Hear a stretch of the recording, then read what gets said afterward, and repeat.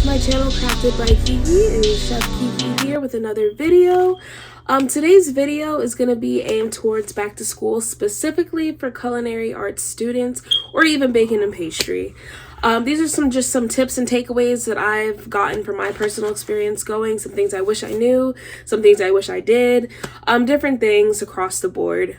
So I have a bunch of random different points. I can talk more in depth if you guys have further questions, just drop them in the comments, but I'm going to get right into it. So for my first tip, being on time is late. You should never be on time. You should always be early, at least 10 to 15 minutes prior. This is something that multiple chefs that I've had have said to us. They said, if you're on time, you're late. Reason being, when you're in a culinary classroom, sometimes you have to go get the rec from the storage room, or you have to do a few different things to get the classroom set up because it's your job to set up your classroom, not your teachers. So you should always apply that principle, even in different areas and aspects of life. You never know when one morning you may have a slowdown or you may have a flat tire or whatever the case is. If you're on campus, off campus, many things can happen that can cause you to be late. So just planning to be 10 to 15 minutes early will always make sure you're somewhat on time, even if there is a delay or not. So that is an important tip I feel like everybody should follow and kind of keep in mind to just help you be on time. Another thing for the classroom is always make sure your uniform and your equipment and your materials that you need are clean. Okay, clean uniform meaning especially if it's white chef coats, make sure your coats are nice and bleached, they smell fresh, they are ironed, because when you're in culinary school, your chefs and not so much your peers, but your chefs and the other people in your offices, we had a culinary office that had the dean and all that, they're very strict on how your uniform looks. So if your uniform is crushed or it's just looking wrinkly, they will pull you aside, bring you to the culinary office to iron your uniform. I've seen it happen to many people. It's never happened to me because I always made sure when I was washing my clothes, this is another tip, when you go to put your clothes in the dryer and they come out, give them one nice shake and just hang them up immediately. That makes it easier for you for when you do have to go iron it, or sometimes it looks pretty straight to where you don't have to iron it all. So as soon as it comes out the dryer, shake it out, hang it up. Best thing ever, I'm telling you. Saves you so much time. But yeah, having a clean uniform is super important. You want to make sure you have a clean apron and a clean rag. And even your socks and shoes. I've seen people get in trouble for having flour on their shoes, a little bit of crumbs, dirt. Wipe off your shoes every day. When you guys finish out the day, wipe off your shoes. Make sure your socks are clean. Depending on what school you're going to, my school required us to wear white socks if you're in the kitchen to go with the uniform, and black socks if you're doing the front of the house classes, if you're serving, stuff like that. So we had different uniforms for depending on what we're doing. Another tip is taking notes in videos. I look back through my phone, I have so many notes. Make sure you label them, what notes go with what, and give it details so that way you know when you're going back to visit them. I use some of these notes and videos till this day, even though I took them a few years ago. I find it a very helpful way. It's a great way to retain information. I've seen people do voice recordings as well. You just turn on your recorder and you go back and listen to certain things once you leave the classroom. So that's very important. That helps you study, that helps you to retain info, it helps you to learn certain techniques and stuff in the long run. That's something also I wish I did better on. I do have a lot, but I wish I did more, just for the sake of techniques and just remembering certain things. But that's okay. I'm telling you guys so you know for the next time. This one is one of my favorite ones, practice outside of the classroom. So typically with culinary school, your first few sets of classes will be just the basics. They're gonna treat you as if you know nothing, which is fine. You're starting out. Some people came from a culinary background, whether it's with their family or if they did culinary in high school like I did. So some of that was just a nice refresher for me in general. But if you're brand new to this or not, always practice outside the classroom. That's either when you're cooking for yourself, cooking for your friends, if you just practice just to practice. There was times where my friends and I, we actually did practice certain knife cuts that we were having trouble with. We would buy carrots, potatoes, whatever the case was, or we would borrow them from class, not borrow, we used to get them from class too, because our class would allow us to get some extra supplies. Like for example, a tournée, it's like a football shaped kind of cut. You have a curved knife for that specifically, and it's a whole process, so it's honestly a difficult knife cut that you will need to practice. Fluting a mushroom, same thing. There's all kinds of crazy knife cuts, and you get graded on your knife cuts as well for precision. Like not just, oh, can you do it? It's no, it needs to look a certain way and match up with a template.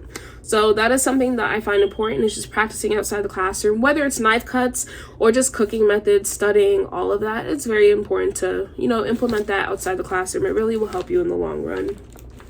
My next tip is don't be slow. Meaning, you can be slow when you're starting out, you're still getting a hang of things, trying to get a feel of where everything is in the kitchen. But once you start getting into your higher up classes, you get into your sophomore classes and your junior classes. Well, for Johnson & Wales specifically, we were feeding a dining room where we would feed other students passing by.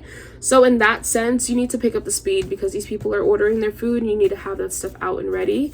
And just whatever tasks you have throughout the day, just make sure you do them with an adequate speed. Don't lollygag and take your time. You want to get stuff done and then move on to the next task. And sometimes you will have downtime where you can kind of just not really sit around, but you have downtime to yourself. So you could spend that time doing dishes or cleaning. There's always work to be done in the kitchen. You should never really be standing around too much. So yeah, just don't be slow. Stay on your task, get it done at adequate speed. Whatever speed is best for you, honestly, especially if you're starting out. But just be mindful of the time. My next tip is work ahead if you can. I didn't really pick up on this tip until after I had my baking class. And I emphasized it was on the baking class because we would get done pretty fast and you could prep up certain recipes for the next day, which I absolutely love doing that because we would get done faster the next day. So this will work across all your culinary classes. If you know you're going to be doing a certain task on the next day, you could start peeling those carrots and peeling those potatoes, cutting up these different items, and then you just, package them properly, label, date it, put it up for next time, put your name on it, group's name, however your school may operate. So yeah, try and work ahead when you can. It really saves you time. It allows you to have more focus the next time you go in. Also, you already know, hey, I did this, now I just have to do this and that. So I find that very helpful. And my teacher didn't allow it. Like, I'm pretty sure all my teachers would have allowed us to do this, but my other teacher from my baking classes who suggested it initially, just be like, hey, since you're not really doing much, go ahead and prep stuff for next class. So I find that a big help, and ever since he told me that, I've brought that same, attitude towards all my other classes. Let's see. Ooh, this one is a favorite one. Not because I like it, but because it's commonly missed. The importance of doing dishes and cleaning, okay? When you're in a culinary classroom, you do not have a dishwasher. There is no dishwasher to do your dishes for you. It is your job to wash your dishes. You don't let them pile up in the dish pit. That is the worst thing you can do to yourself and your classmates. Reason why I emphasize this is that being a culinary student, you're in a classroom with, depending on your class size in your school, maybe 10 to 20 students. That's the population from how my school was. Or if you're in a bigger campus, it can be 30 to 40 students.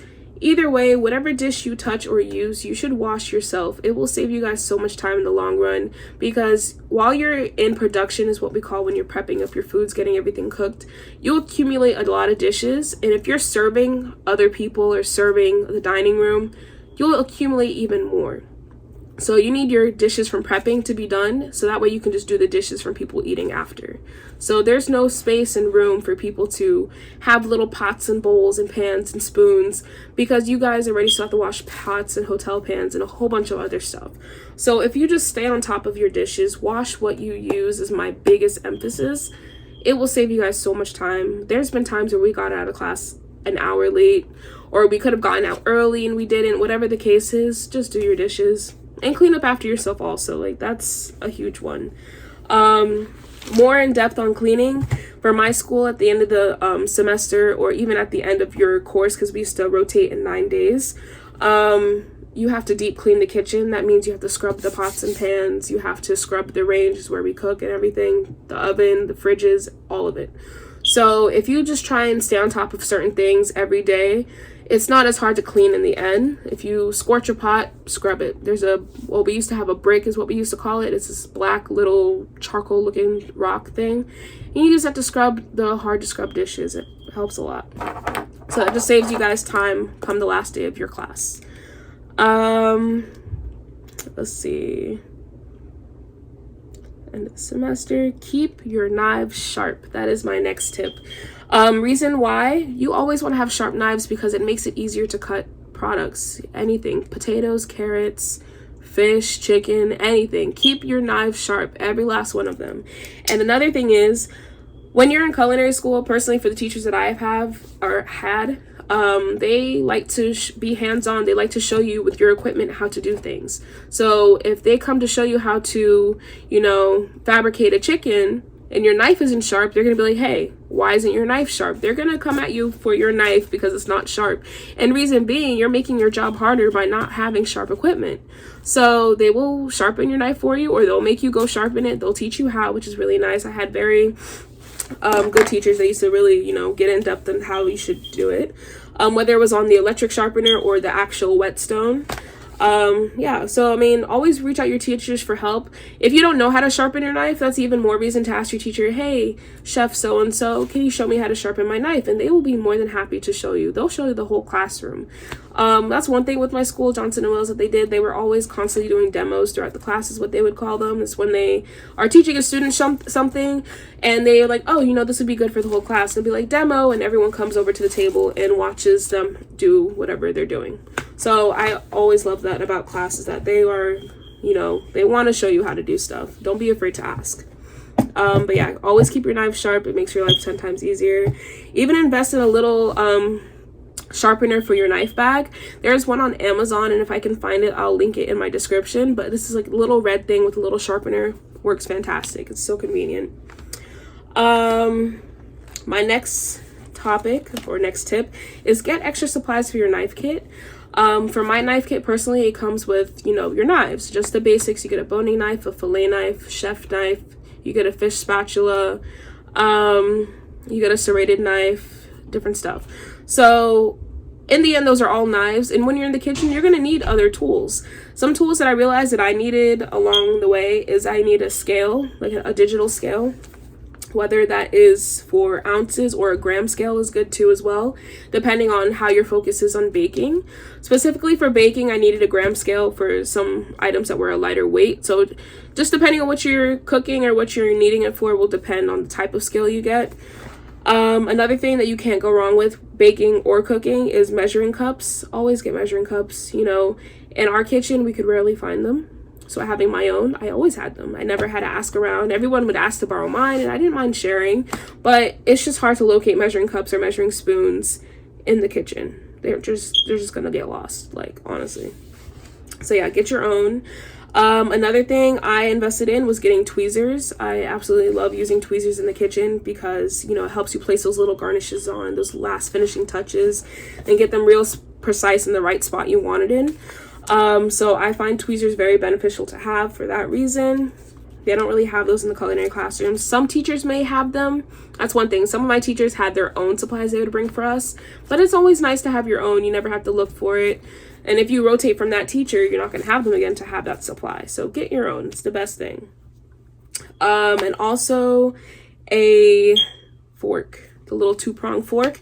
I find that ideal for twirling pasta. You get it perfect every single time. So getting a two-prong pitchfork kind of thing, always helpful. Let's see, we're getting towards the end of the list, and I can probably do another part to this video depending on if you guys have more questions. But my next tip is networking. That is very important. That is something that I wish I did more. I did do it, but I wish I did it more because I could have gotten a little further down there. But networking, whether it's with your teachers or other students or other people in your area, I definitely suggest getting in touch with like different Facebook pages for your interest. That's another great way to network and get into different Facebook groups.